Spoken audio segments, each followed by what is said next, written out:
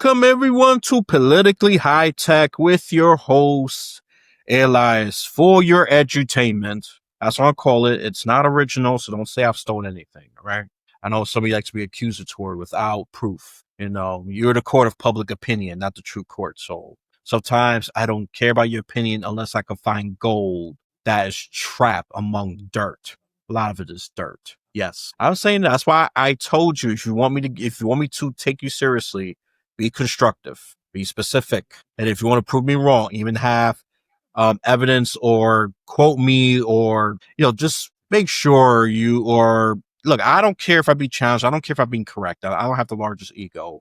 I mean, don't get me wrong. Actually, sometimes I do. I'll be lying. But look, I like to be challenged because I want to make sure this country's going the right direction. If it was about my ego, trust me, I'll just do a monologue. Just say how great I am and how stupid everybody is. And then trust me, this guest will I'm just wasting his time, okay? This guest who I'm referring to, and we need this conversation more often. And look, I'm bringing just more because look, I used to love being part of the chaos. I used to love the trolling and all of that, but I've seen it's gotten out of hand. Okay. And you could say I kind of evolved. And if you were talking about me, like the first Trump running out, I was enjoying the troll train. I was just making fun of people and being a bit of an a-hole. But after seeing how chaotic it got, to the point that I actually started growing a bit of a conscience, political conscience, that is. Not human conscience, but the political conscience, then yes, yeah, we gotta change. This is too much chaos even for me. But with that being said, we're gonna try to resolve some of this chaos right now with our guest, Nathan Smolensky, okay? And we are gonna try to attack this tribalism, hyper-partisanship. It's not, I have to keep repeating this. Disagreement doesn't equal hate, but you treat it that way. You act like you're attacked when you disagree. I don't get it. I can understand they say you're stupid or you're a crazy person. You are blank, blank, blank. Yeah, that is a personal attack. But they're saying your idea is not great or dumb because of A, B, C, and D. And listen carefully, people, because a lot of you don't want to listen. Then, that's more attack ideas. I'm more for attacking ideas. But if you want to attack the person, then you're part of the problem for sure. So let me end this monologue and let Nathan introduce himself to our listeners and viewers. What do you want them to know about? So I'm Nathan Smolensky. I am a political consultant, strategist, and author. And relevant to this conversation, I am the author of Common Ground from the Ground Up. It is a book on the power of healthier political communication for both self-improvement and societal betterment, and as people would hope to see from such a book, the tools to engage in it, and what it takes in terms of mindsets, frameworks, and conversational techniques so that you can enjoy more productive, more constructive political dialogue. Yeah, this is not the first time I've introduced someone who was trying to do this, okay? And we just upped the bar a little bit. A little unfair? Well, maybe. But hey, because the problem's getting worse and I have more specific, even better framing questions. Let's just say that. The ones that got in early, you know what? What's the advantage about being early? Yeah, you got your stuff out there. But what's the disadvantage of being early? You have a better chance of being forgotten if you're not good. So it's actually kind of fair if you think about it. If I would justify my BS, maybe. There's a comment section. Debate your opinion. Some of your criticism is valid. Anything you want to add something? Go right ahead. I mean, just to anyone else in this space, I think that kind of ties in well because, people may see this book, may see what I'm doing as a response to the partisan politics of today, to the Republicans and the Democrats yelling at each other and all this divisive stuff. In a sense it is, but it's also a response to what's been done in the bridging space in the past and what I've seen there, because I'm kind of frustrated by it sometimes. And this was part of the inspiration for the book, which was seeing like, okay, we're in these spaces and we're talking about how civil discourse is great. Wouldn't it be great if we were more positive and nice to each other? Okay. And everyone's nodding along and we're kind of, I don't want to put too vulgar a label on it, but we're all patting ourselves on the back for being civil and doing politics better. And then we're trapped in our own bubble. And once we get out of that bubble, you don't know how to address just the energy people have, the passion people have, and you may talk a lot about how virtuous you are. People may not be inclined to agree. And then what's your case for viability? Why should people believe that any of this is worth it? So my approach, where I think a lot of people in my space, people in the bridging, like let's talk to each other, let's do this more civilly and more constructively, seem to insinuate or will use the phrase that these things aren't worth fighting for. I think you can't just assume that, because you're going to have so many people who reject that. Politics may well be worth fighting over. That doesn't mean the fighting works. And the case that I'm trying to make is, hey, these constructive techniques get you further in advocating for what you believe, in persuading other people to understand, to listen to the ideas you have, and to appreciate the values that you are presenting. And that is where I think real progress can come. That is where I think there's potential for growth and potential for an idea like mine to spread. Hey, that's a good case right there, people. Yep, because I could agree. Look, I agree with the problem is, yep, their own bubble, echo chambers, tribalism, wherever the heck you want to call it. Essentially the same thing. People just, like to agree with their sides. Oh, yeah, let's go. I could give a progressive example and a conservative example. The progressive examples, oh yeah, we want to tax the rich. Yeah, tax the rich. But say that to a conservative. So no, you want to drive them around. Are you crazy, you communist? You got a problem. Well, I mean, it's so popular, and you're hitting on the point of this tone of the way we're used to hearing about politics, and we're used to talking about politics. It's this moral declarative.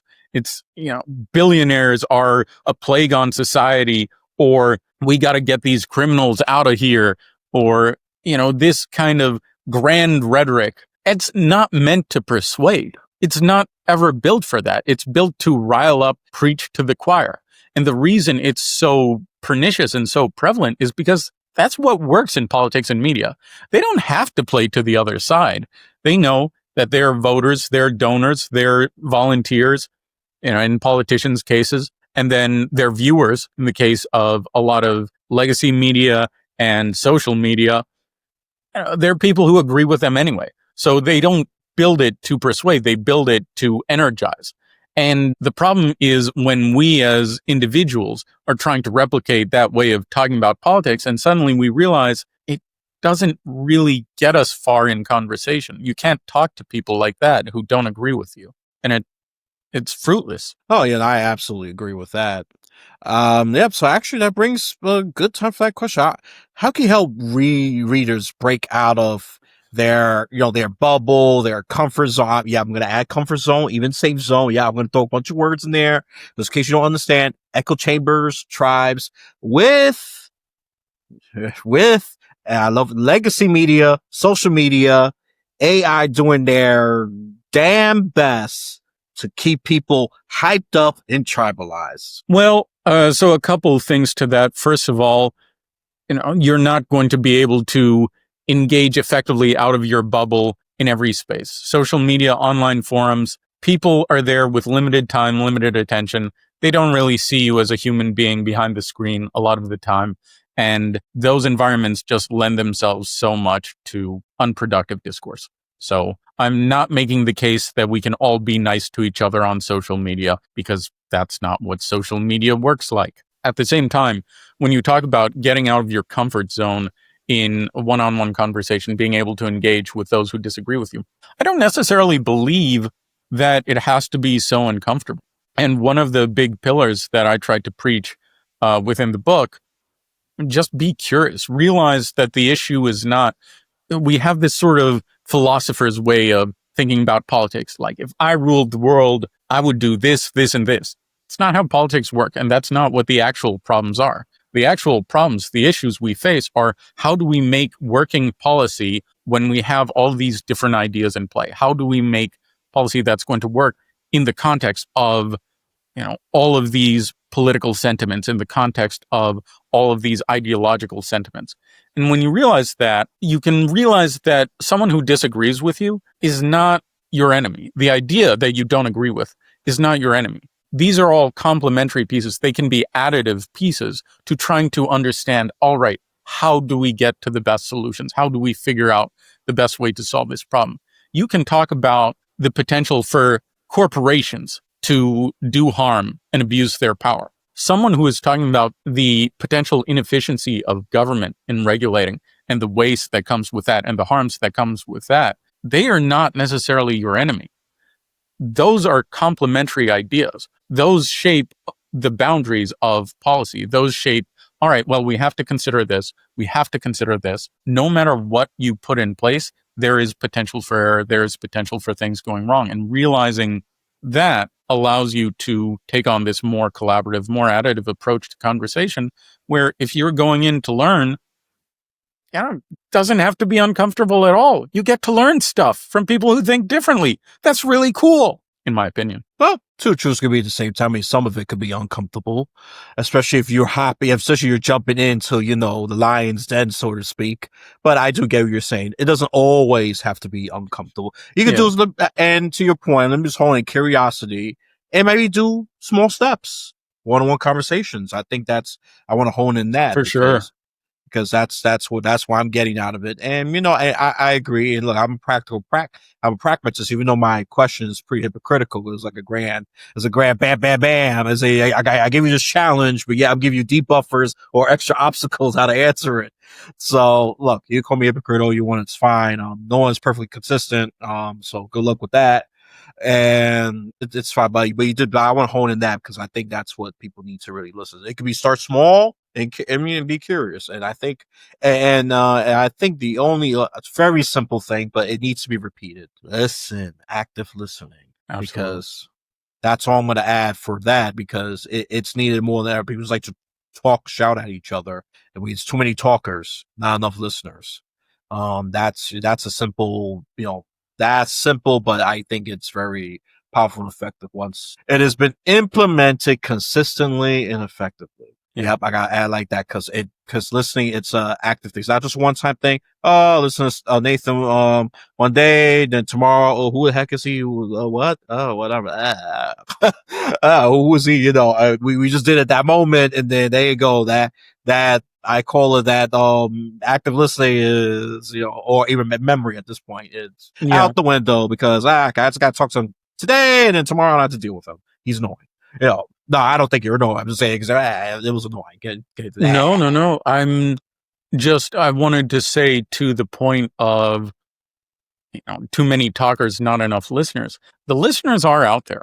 And I also think, it's a valuable piece of the audience that you need to acknowledge, which is a lot of people who are timid about political conversation, who try to avoid political conversation, who just don't say anything. And these things go hand in hand, is the humility that you need to approach constructive conversation with, which is you can learn more from others. But that too has to be reciprocated.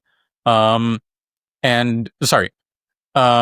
should say that can be reciprocated. And one of the things I say, if you want people to open their minds to what it is you have to say, one of the best things you can do is open your mind to what it is they have to say. Start by listening, and you'll find more often than you may expect, people will ask, well, what do you think? What is it you have to offer? But at the same time, there's that other side of that, which is confidence in your own voice. If you have doubts about something, if you're unsure about this political idea that someone is going on about, if it's someone you know well and you have a decent rapport with them, it helps them for you to challenge that in a constructive way. If you are raising the question of, well, what about this or that? This isn't totally resonating with me. How would you be able to play it to this audience? And what about if this happens or that happens? All of that helps refine their ideas. And if you have these doubts, that is a voice that needs to be heard. That is a voice that is valuable, that adds to the conversation, that helps us build better ideas, better understanding of each other, better understanding of policy and politics. And so as much as I preach listening, it's also, to many, not to be afraid of the conversation, to have confidence in your voice and know that, yes, you can add to the conversation, you can add to the discourse in a positive way. And I think that's valuable as well. I don't talk enough about that. I'm happy you brought that up. Yeah, the timid listener. I think there's just so many of them. I used to be one of them, and I just started saying, I got tired. I got tired of being in my shell. So I just think my opinion's not being heard enough, or people have similar opinion, to be the representative of the timid. You see, that's been enlightening to me because I normally don't think about that. It's only think about the people talking, and it's true. There's a lot of people listening, but they're afraid to chime in, either that's a compliment or even disagree. And another key thing you add was build decent rapport. That gets, I would say, I don't know if you will agree with this frame, and it's fine. I would say that could be disregarded sometimes because these people just want to say their opinion and strongman or project, wherever the heck you want to do it. Just say their piece and don't even bother to listen to the other side. But there are a lot of listeners. You're right about that. Yeah. And, to your point, like you need to, if you don't have that rapport, that takes building. And this is where a lot of the conversational techniques really come into play because people have their guard up and they're used to people. If someone's challenging your idea, they're trying to gotcha. They're trying to beat you in that debate. And this is the kind of politics and the kind of attitude that we've gotten so used to. And if you want to engage in a way that is different from that, you have to be upfront about it. And you have to take your time to establish that tone and establish that kind of conversational environment where people can appreciate that you are not challenging from a place of malice. You're not challenging to beat them. You are challenging their ideas to learn from their ideas. And that is where ideally, I think, a lot of conversations can go that we don't realize. Oh yeah, no, for sure, and no, I like that. I want to make sure you're getting this point, people, because a lot of people forget about that. The rapport factor matters a lot, especially about to have a contentious. Because if you don't got to report that person, no, people say guard up. They get when you're attacking the idea that people 9 out of 10 times are gonna take it as if you're attacking them. Let's just be honest. Unless you're on I would say in a controlled environment, and this is a shameless plug-in. Always encourage shameless plugins. I would say Braver Angels is taking some steps of that, and I'm part of Braver Angels, and they have interesting style debates because they do question. They I like that, especially the questioning phase of the speaker. They got the little monologue about why they think, why they against it or for it. And then they have room for questions about, oh, what about this? What about that? And then it's interesting. I mean, the conversation structure is definitely not the most normal. I think that's the only thing I would differentiate from. But I do agree. But I do like the timekeeping skill that because there's a lot of people in the room, and you gotta give the opportunity for a lot of people to speak. And another thing I want to add is confidence in your voice, but also concise, digestible messages. That's also important. And I tell one of my left-leaning friends, this is why you're not getting winners. I understand you because I start off as a very moderate Democrat. I understand leftist positions, but many people are not me. I'm an exception to the rule. Pretend that people don't know much. I'd say like that. Make it simple and digestible. And this is where I normally say Republicans tend to be better at, and their audience is simple, so that's why their messages get across faster. And that's what's on. When you're talking all this, even sometimes I get lost because I'm paying attention to the light, I'm paying attention to this, and I'm going to miss some of the nuances. So you got to make it easier and digestible. Some Democrats are getting it, but I don't think enough is. That's just me.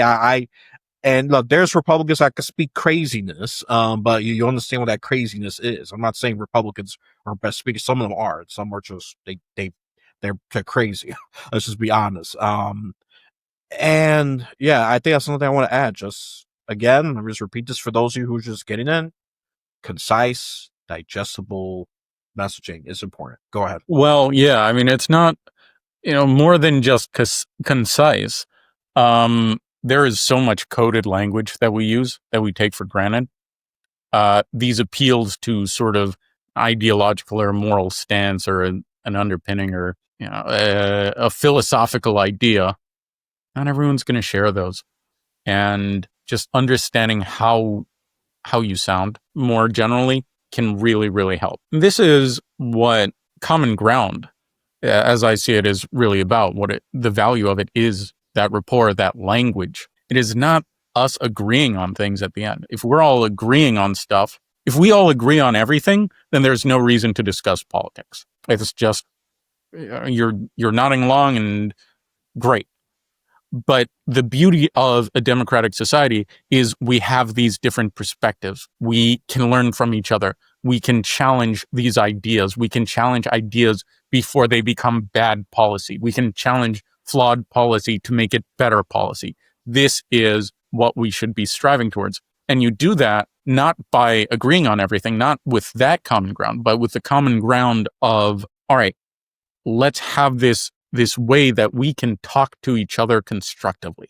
And that can be as simple as, just the understanding that you are coming from a good place. That can be as simple as being able to convey an idea in a way that makes sense to someone who isn't already bought into it, or who doesn't share your same media diet or ideological background. You can also, one of the things I talk about in the book, find ways to move from disagreeing about the facts to looking at the bigger picture and understanding where you can engage constructively, even if you don't agree on specifics of the controversy of the day. And that's really valuable for people. And that's something that I hope listeners understand, and I hope prospective readers understand, is the common ground isn't the agreement at the end of the day. It's how we're able to effectively disagree at the end of the day.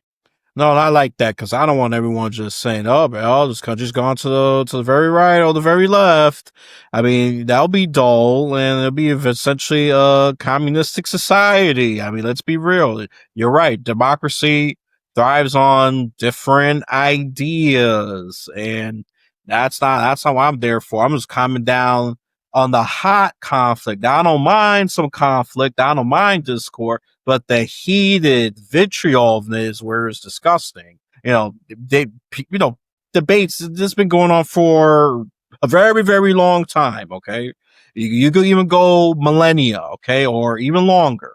But that's not. It's not about having everyone to agree on every single thing. No, we should have disagreements, and I never brought that up enough, but I absolutely agree because everyone's supposed to agree on one thing. It's going to be so boring. We're a communistic society. Maybe a benevolent one, but still, I will still find it boring, and I think I would have been offended if that was the end result. But I like that, and I think if I'm going to add just one more thing before I move on to the next thing, is I think people that disagree could be. Those are the ones that you could modify your ideas or adjust it effectively. The disagreements are needed. Just like you say, you want to prevent a bad policy for becoming law. So disagreeers and contrarians are actually beneficials, not a whole bunch of yes people. Oh, yes, master. Oh, yes, master.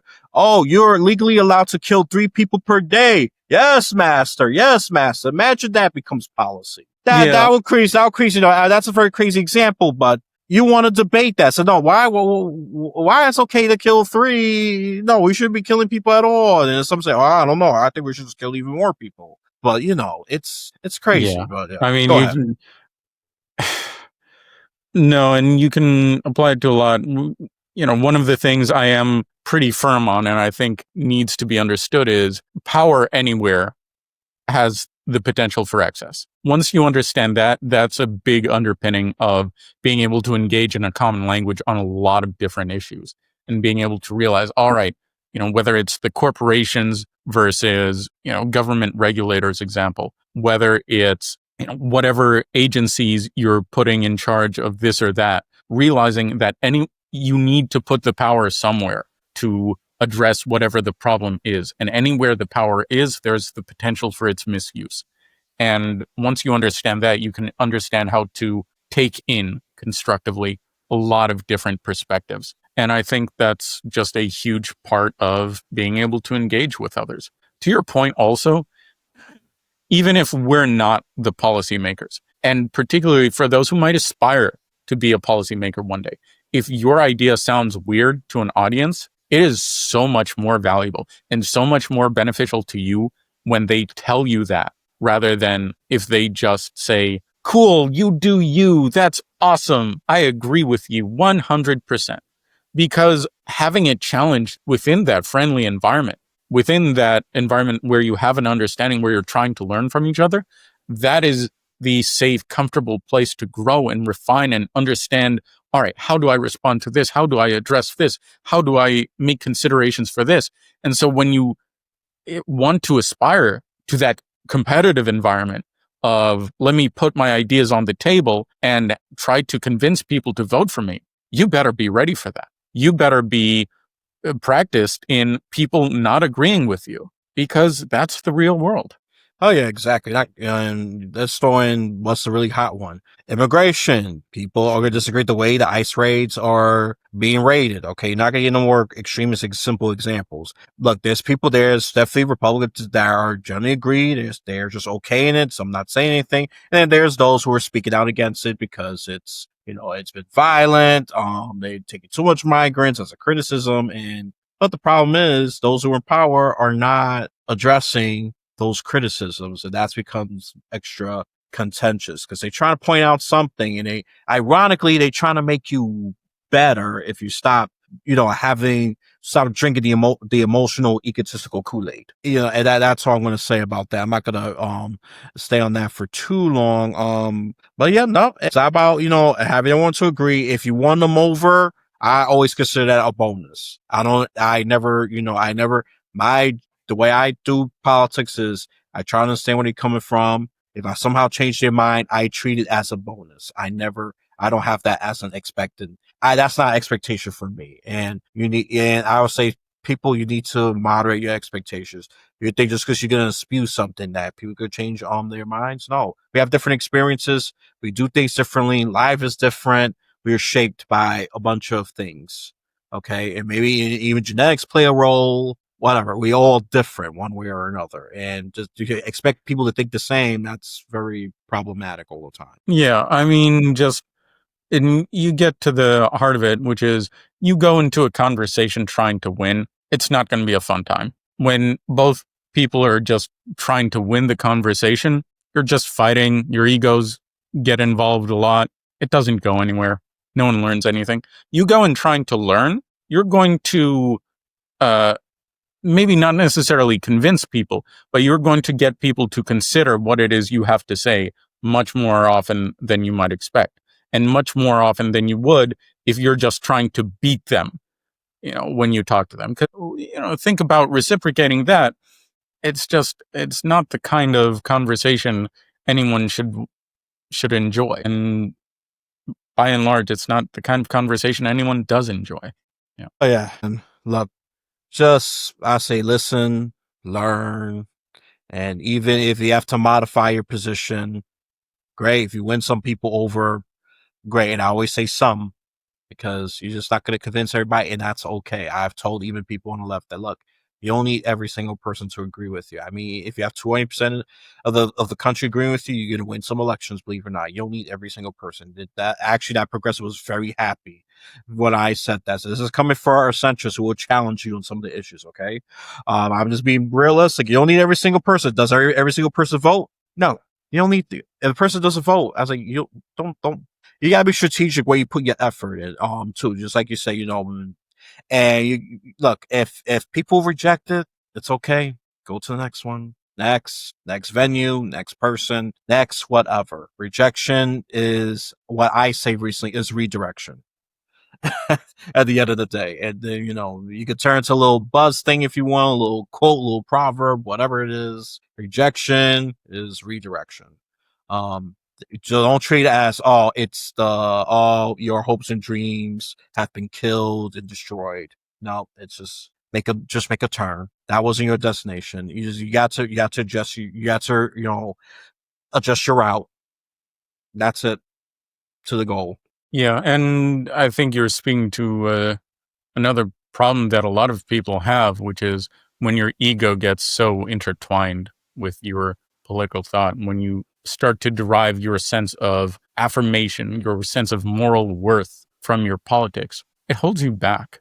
And it makes it so much harder for you to talk to people who think differently. It makes it so much harder for you to interpret just other ideas and understand other ideas. I'm not going to sit here and tell anyone that they're not right or they're not justified in whatever it is they believe. I'm not going to gain very much ground in doing that. But if you approach it that way and take it as sport or take it as religion, it makes it much harder for you to move the needle. It makes it much harder for you to break out of your bubble and get through to people who aren't already on your team. Yeah, no, absolutely. Like I said, I'm just gonna use a Brave Ranger's example here. I disagree with this person. This is how I addressed it. I said, I get where you're coming from. I disagree with you. There's a but. But I do understand why you did what you did. Framing things like that makes the person that is in the sometimes just perceived oppositional camp or spectrum. We are both for independence. She leans a little more left than I am, but we were still that moderate camp. And you know what? She didn't get defensive. I said, I understand what you did. I don't agree with it, but I understand why you did what you did. And this lady here, I'm going to keep her anonymous. She voted for Eric Adams. I ended up voting for the Republican Curtis Lewa. I just said, look, and I get the criticism of Curtis Lewa, so I'm not the biggest defender of him. So I wish he stopped clowning around in his campaign trail. I think he could have had a shot at winning the New York City mayor. Opinion, yeah, can I prove that? No. And, you have to acknowledge that. You got to acknowledge the weak points of what you even bring to the table and just be cognizant of that, because you got to address people who's going to bring that up. And I think I like this one speaker. I had him for a while. He was a little self-conscious, shockingly, to my surprise. I said, yeah, what kind of questions will you ask if you're going to be critical of yourself? Yeah, do your own self-auditing as well. And if you want to be, you can play devil's advocate for your own idea. Don't do introspections. I would support taxing the rich. Okay, what are the pros? And then think about what are the cons. And one of the cons could say, well, you're going to lose the rich people. They're going to move out and that wealth will be transferred to other states or countries. But what's a pro? Well, we're going to get more tax revenue. We could fund more public services. And make sure, if you're to bring stats and all of that, I would say wait for a more long form debate. But when it comes to statistics, that's not always needed. Unless, the person demands proof. I always say always bring some receipts, but as a just in case, not as I got so much things I gotta show. Oh yeah, this is a good idea because 80% says this. No. People don't care about numbers. But you know what people do care about? And I had to pivot towards this is story. Data points are not as important. You can use data points to strengthen the story.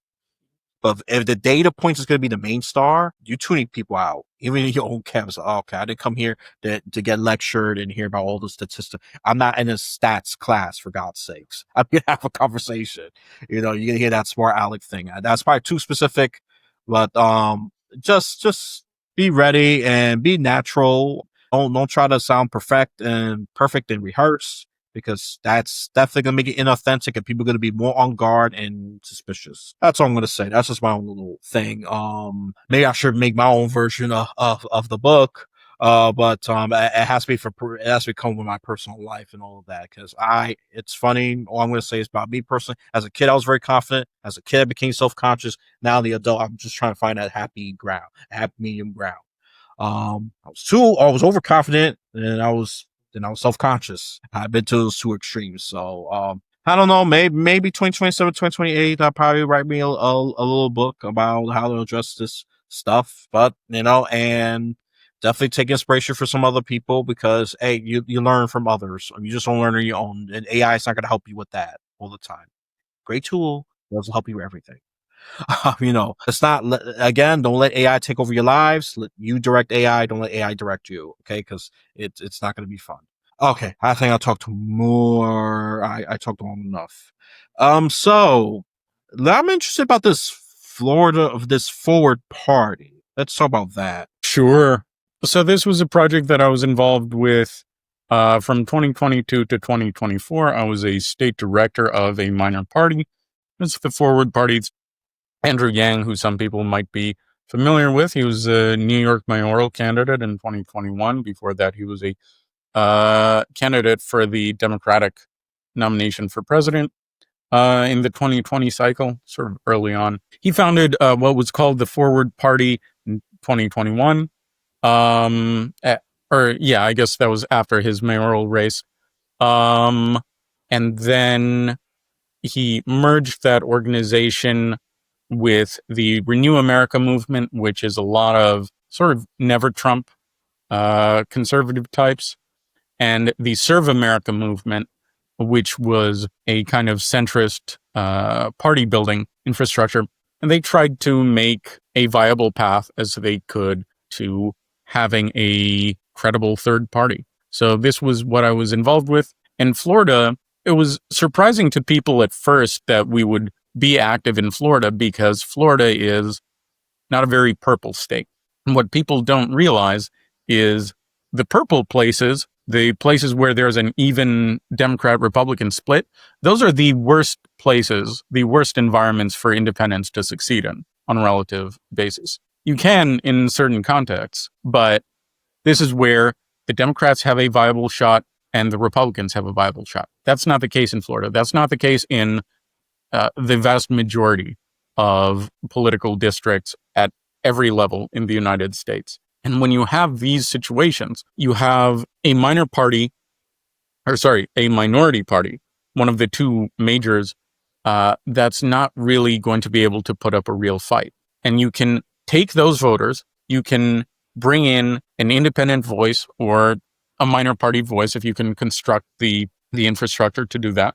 And you can create voter choice. You can create competition. You can create a healthier environment in those. And that, I think, goes hand in hand. That success and empowering of the independent movement goes hand in hand with building a better politics, not because independents or the center or the middle have all the answers, but because if you can create a buffer, you can create this fulcrum between the Republicans and the Democrats so that neither side has a majority, and it doesn't take that much to do it, suddenly a lot of the incentives involved in politics change.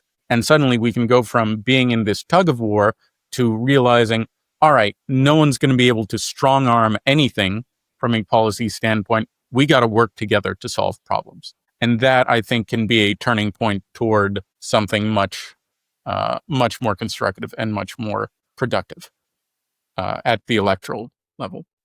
I am so hungry for a third party. No, I'm serious. I've been hungry for a third party for a long, long time. This is someone who has switched parties before. I was a moderate Democrat. I was a moderate Republican. I realized they both were screwy and crazy. I said, oh, I'm just gonna be independent, maybe a lifelong independent at this point, because both of them are crazy, and I love bashing both of them. Because you're out of two powerful parties. I don't mind punching up. I'm not afraid of punching up. I'm a little more. I'll feel a little sad punching down, and that'll be like, well, except for libertarians, I think some of them are a little loony, but that's probably no exception. Green Party, they're a little loony. I get, but just to wrap up my point real quick. Libertarians, I seem to agree with them more on the war part. The Green Party, they probably have an unorthodox approach. But I think we should be more conscious of the environment. That's what they're trying to push through, because the Democrats don't do enough of that. That's why these parties, they address their grievances. They have their 5-second fame and then they disappear because the mainstream media only covers the two parties. Like you already said, infrastructure is very biased against a third party as well. I mean, it's not, you can make these excuses, but the reality is, look, I've met people who are in the Green Party, Libertarian Party space, libertarians actually quite a bit that we've worked with, that we've talked to, during my time at Forward, during my time in this space of political innovation in general. The problem is, as far as the reach of this kind of strategy, where you're just having what I like to call a small box party, if you are going to be as rigid, as top down as the major parties, as what we're used to, the core of the audience, these independents and moderate voices who are politically involved, who are politically passionate, but understand that complex problems are complicated, who appreciate things like that. You are not going to rally all these outside the box thinkers, which is one of their distinct characteristics, by building a new box. And this is why this sort of impression of the third party as the perpetual 2% vote getters election after election, look, they have the right to run, they have the right to voice their ideas, they can be part, and I hope they are ultimately part of an additive conversation, because we need those perspectives. We need those voices to add and inform the broader discussion. With that in mind, that is not what independent politics has to be. That is not what non-major party politics, non-duopoly politics, as we say in our bubble, has to be. And I'll point to Evan McMullin running for Senate in Utah, 2022, garnered 44% of the vote for a senatorial campaign as an independent. Why? Because he was running against a Republican. The Democrat never stood a chance, and the Democrat dropped out. And that is the kind of formula. The very next election cycle, you had a similar case in Nebraska. Dan Osborne running against a Republican who would otherwise have no realistic challenge.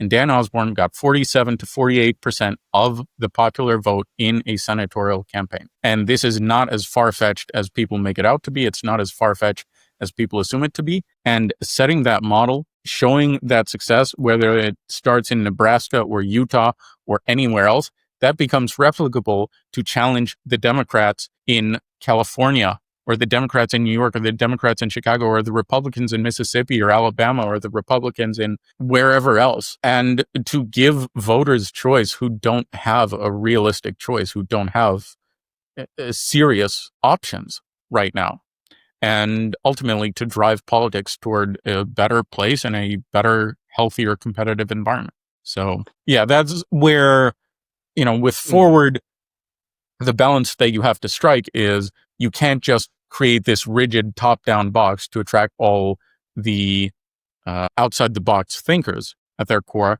And if your entire party, and not to say that forward was this, but I think we struggled to break away from this, if all your unifying principles and all your ideas are just generic or fluff, people are going to be very confused by that, and people will be put off by that. And so we cite the studies a lot that something like 60% of Americans want to see a third party, but they are selective with it, and they ought to be selective with it, because you have to bring something that is a cohesive vision, that is powerful, that speaks to the issues, and speaks to how it can solve problems better, but that is uniquely attuned to the independent spirit. And that is where the beautiful challenge is, and the opportunity as well.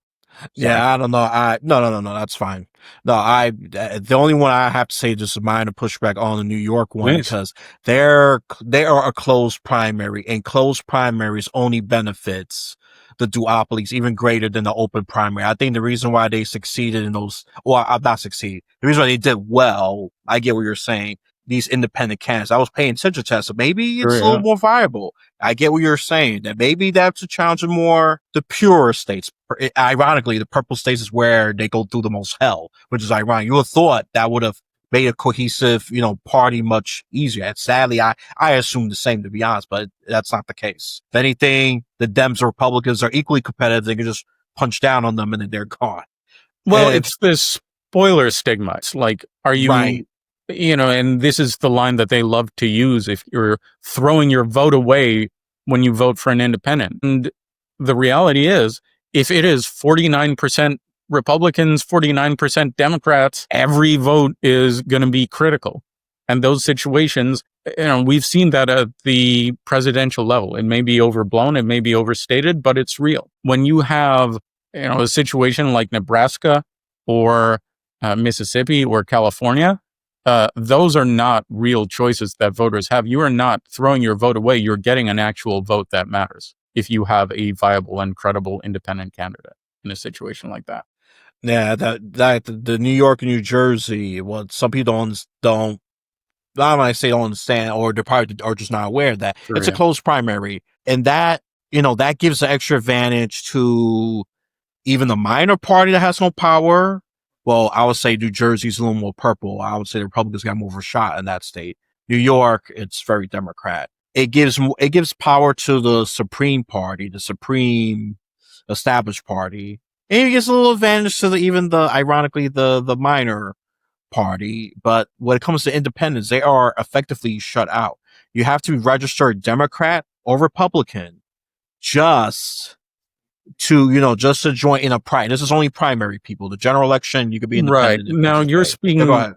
but it's two separate conversations. If you speak to the voter and the candidate, and now empowering the independent voter, yeah, and this is a lot of the political innovation space is dedicated to this kind of electoral reform, structural reform, where you want to see more open primaries, you want to see more encouragement of independence. As far as an independent running in the general election in a situation like that, when the closed primaries are selecting for people who play to the party bases more and more, those can actually be even stronger opportunities for someone who is going to challenge from the flank and challenge from, unifying a second party that is not represented at all, that often will stand aside or stand down, from independents who have been locked out. And the other thing, and even moderates who get cut out of these closed primary circuits where they really cater to the party base and the most fervent and partisan and passionate.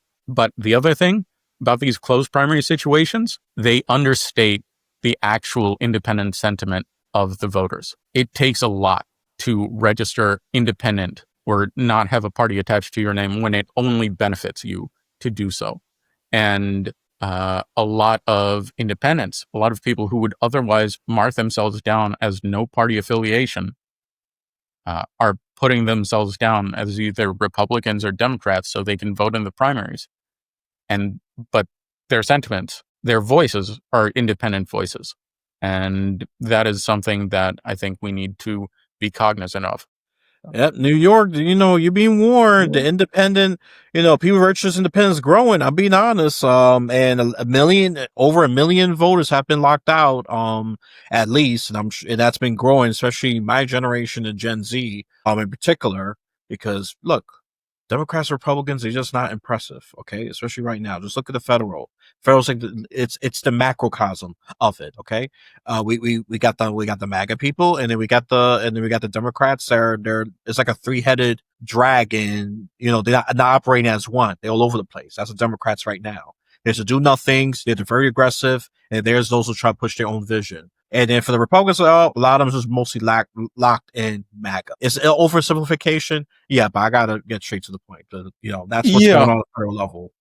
but you can look at this with a very sort of pessimist and defeatist lens and say, oh man, it just keeps getting worse. Politics keeps getting worse and worse. Or you can kind of look at it as a business problem where, hey, they're kind of tapping into this strategy of riling up rather than reaching out more and more because it works within this structure that they've created, and they're doing some things to keep that in place, but they're losing a lot by doing that.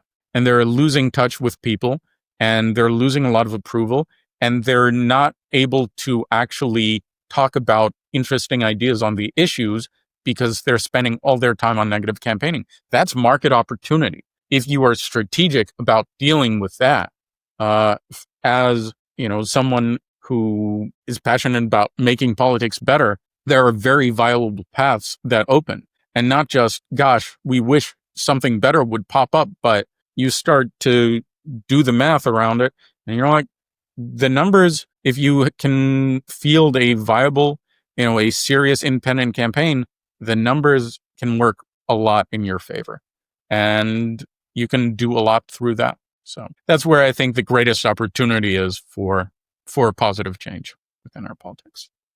Well, that's good. I don't mind being challenged. Look, I don't have a lot of the answers. Maybe I'll be inspired to get one. I mean, look at me personally. I'll be more involved in the political ground just to try and change things.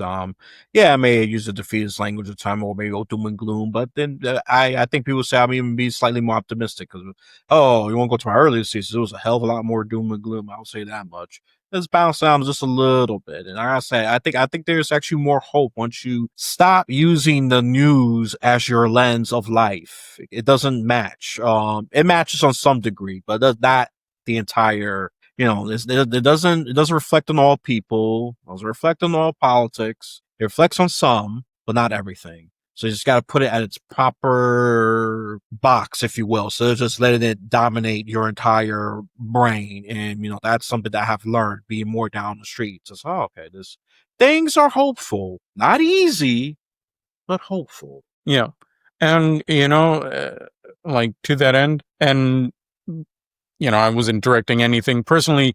Speaking about pessimism, this is just something that a lot of people tend to fall into when thinking about politics, is a sense of hopelessness. The conclusion of my book is titled The Case Against Optimism. And what I mean by that, and what I talk about there, is the takeaway, if you see this hope, if you see this opportunity, if you see this potential, is not to say, okay, everything's going to be fine. It's to realize that we can have a say in things. We can play an active role in shaping the future. We can share our voices. We can make our voices heard, and we can make a difference.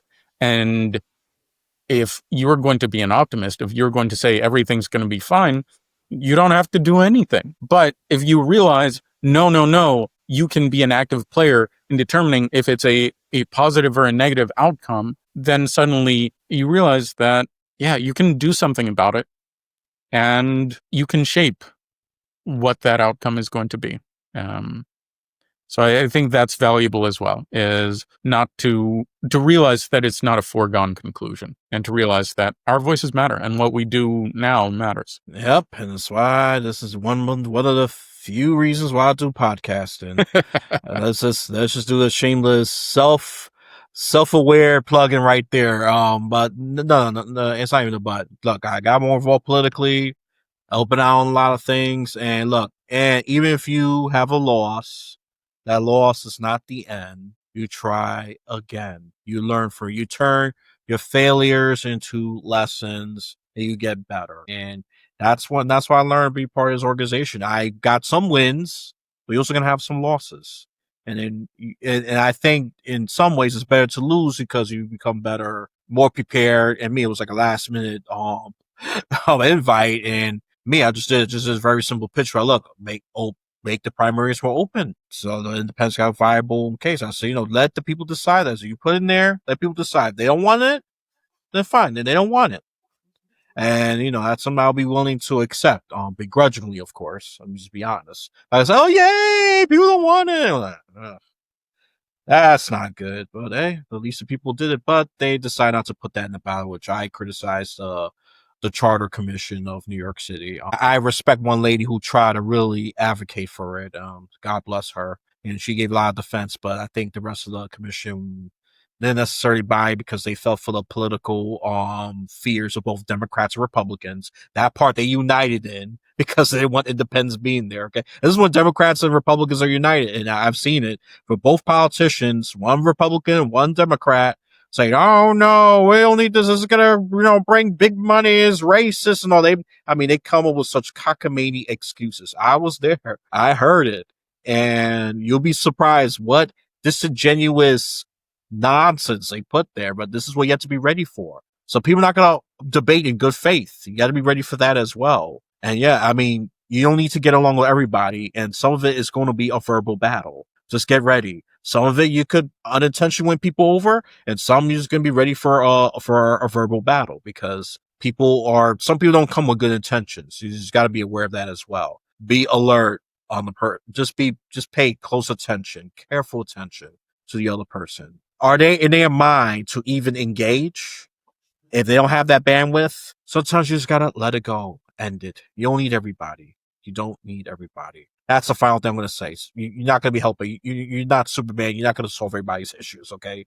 You're just not. We got our own goals, and just keep that in mind. What if this is helping your goal, or this is hindering it? Is it helping your why, or is it against your why? That's the angle. That should be your drive right there. If it's against it, then go over the other direction. If it is, then you put more effort to it.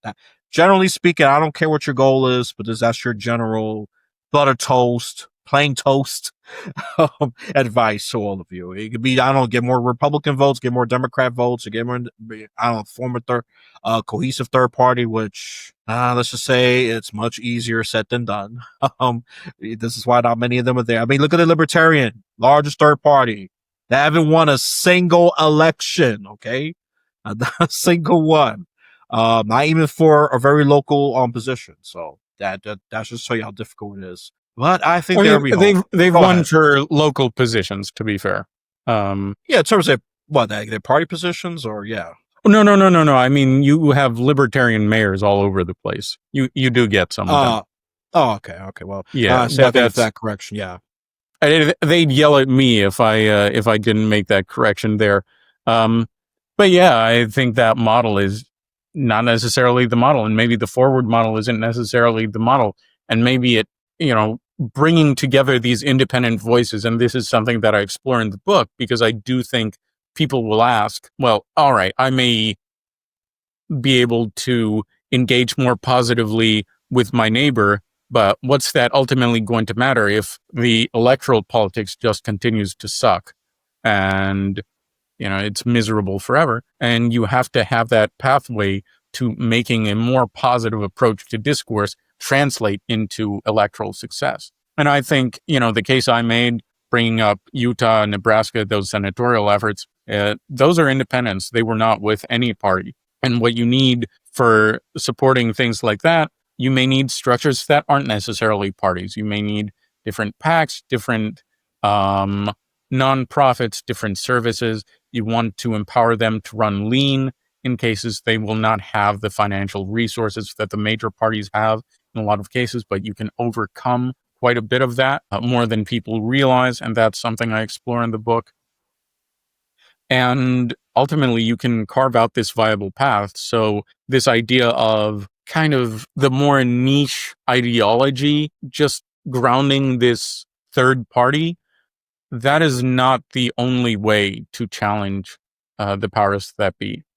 And assuming that it is one of many assumptions that hold us back on realizing how much hope there is for both personal discourse and societal change. Yeah, well, I'm going to say I did learn something for this conversation. That's why it's good to talk to different people. And so did because, yeah, and look, this is more of an exchange. It's not the host knows everything. Trust me, I do not. If I did, what's the point of this conversation? No, I don't need Nathan. What is he talking about? He's crazy. I could have just done that. No. If you say you know everything, you're an idiot. Ironically, if you admit you don't know much, you're willing to learn. It actually makes you wiser and smarter. That's the paradox. Ironically, just keep that in mind. And I used to be that person. So yeah, I know I'd be that person. So I know what I'm talking about. Okay? So I could actually advocate for that. I don't have that imposter syndrome on that one because I used to be an arrogant ass. But I think this has been an enlightening conversation. Look, I don't expect people to agree with me, and to be honest, it's actually more interesting when you disagree. So it's just, oh yes, or the kind of agreement I like is when you add a different factor to it that I'm not aware of, more like a compound, either compounding agreement or a disagreement that addresses blind spots that I'm not aware of. Enlightening disagreements. I'm going to call it. And there's a yes and aspect to it, and that can come down to often how you present your case. I talk about potential for misuse of power. This is a big way of getting to a common language place, more so. And a big part of that is, if your point is, look, there is harm that is coming from the way that we are approaching these immigration rates, you can meet that in a civil conversation with yes, and we also need to consider the harm that comes when we don't enforce laws in place for an extended period of time, or yes, and we need to be considerate of the long term, the continuity of our policy, and people having the peace of mind that whatever assurances they get will hold over time. And you can have these different perspectives that aren't fighting, but that are all informing the conversation and all informing the solution. which is the most important thing, which is just how do we make better policy and how do we make the best country possible in this democracy that we've been given. Yep. And listen, how we get there, it's gonna be messy. It's gonna take some effort. But at the end of the day, despite how I feel, sometimes I'm gonna look doom and gloom, sometimes I'm gonna speak positive language. But at the end of the day, I got the inner spark that keeps going. So I can always show. I might even drag myself, but you gotta keep that inner spark going. And because if you don't, if you leave it to others, you're most likely gonna get an outcome that you're definitely not gonna like. So be part of it, be active, vote, be involved, do your research. And I will say, do your research that benefits you, and even do your own oppositional research because you need to be ready. Not everyone's going to agree, and it's okay. Disagreement does not equal hate. If anything, disagreement could be a fertilizer of enlightening conversations. Okay, and this is we need to stop that. And I gotta criticize the older adults who act like such social media children. Stop. You should know better. You didn't grow up in social media a lot. Social media came when you was in your formed years already. Come on. I can understand 13-year-olds acting erratic, but come on, someone in their 40s, Well, 50s, come on. I mean, it's not sometimes exactly ageist thing, but y'all should know better. Yeah. sometimes it's counterintuitive that way because the generation, like the youngest generations right now, they kind of grew up aware of social media. And this is, finally, well, I think Gen Z, more than any other generation, was sort of plunged into the social media depths when no one had grown up with social media before them. Generation Alpha, coming after that, is more, okay, we have these warning signs. We have this generation ahead of us that sort of dealt with the problems. Now we have a little more of an approach to social media where we understand what it is and we know what we're getting into. But the older generations, when you're an adult and suddenly you see this and it's like nothing you've experienced before, you have no precedent for that. You have nothing in your life that's prepared you for that. And it's very easy to get carried away. So, yeah, sometimes, they're the ones who have the most trouble controlling themselves on those media. Yeah, sadly, that is a good point. If you don't have a precedent for it, yeah, it was how I'm going to do it. I mean, some people, this is when true character, I would say true character gets revealed. Will you handle it better than you thought, or will you be erratic? Will you become mental? I'm just going to keep it like that. I'm trying, like, I could be such a smart aleck, but I agree that I actually, you see, this is the reason why I have these conversations. Yeah, that's true. Some don't know what the heck they're doing because they have been adaptive with that social media. I mean, it could go either way. And then there's the young that's so plunged and addicted to it that they can't live without it. So it could be like multiple truths happening at the same time, kind of thing. That's how big this thing is. Even with complicated issues, it could be multiple things happening at the same time, and that's true. You see, that's a good point. Look, if it was just about me stroking my ego, I would just boot him out already. Okay, this is not about ego boasting. This is not a safe space for partisanship. Okay, not no, and that even applies to the host. That does apply even to the host. I'm not immune for it. I'm not exempt for it. It applies to the host as well because I'm bringing people in, and whether you like them or not, I really don't care. Have you learned something from them? That's why. That's why I want to hear. Or do you have a good disagreement with them? That's what I want to hear. Not if you like them or not. I could care less. That to me that's pretty childish. All right. Oh, you cold and harsh. I don't care. It's my ideas in the end of the day. I like the person, yeah, but to me, it's more about I'm more mission driven. This is why I can be seen as cold, harsh, or even just laser focused, almost like a person that's has some kind of disorder at times, not all the time, of course. But while I'm relaxed, yeah, I could be a loving, joking, very lighthearted person. But this is serious. This app I like to mix my fun in there, even though it's a serious conversation, because it could get heavy, it can easily hit doom and gloom for a lot of you, and hope I edutain you at least in some aspects. So that's what I'm going to say about that. Anything else you want to add before I wrap this up? No, I think you've touched on a lot of valuable points and I appreciate it. So. No, not a problem. So now let me do the guesses. Look, get that book. Get Common Ground from the ground up. Okay, thank goodness it is a common sense. Look at it. It's a plain, like it's a simple. And I love that the letters on purple. I think that's intentional because it's not red, it's not blue, and that's just like my logo. And it's white too as well. And it has like two, it has a simple illustration of two leaves because like plant sprouting up. Having that that fertile foundation. Just how to be better people when we you know conduct political discourse. That Yeah. that symbolism right there. Just make sure you're not getting anything else. Because look, they could be bootleggers out there. And look, even though I'm a capitalist, but I do respect the producer as well of their work.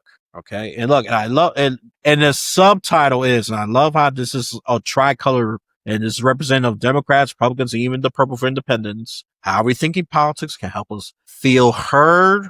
Oh, we don't get enough of that. Yeah. Your Sorry. relationships and fix our democracy. Now go ahead. Yeah. No, sorry. For those watching the video, I'm holding up one of my not for resale copies, and it's got that right over the subtitle. So I hope you weren't reading off of that. But no worries there. No, no. It's from the webpage. Yeah, I gotcha. And yeah, I'll also echo anyone who wants to reach out to me, do events around this sort of thing, and do a lot of speaking with this topic.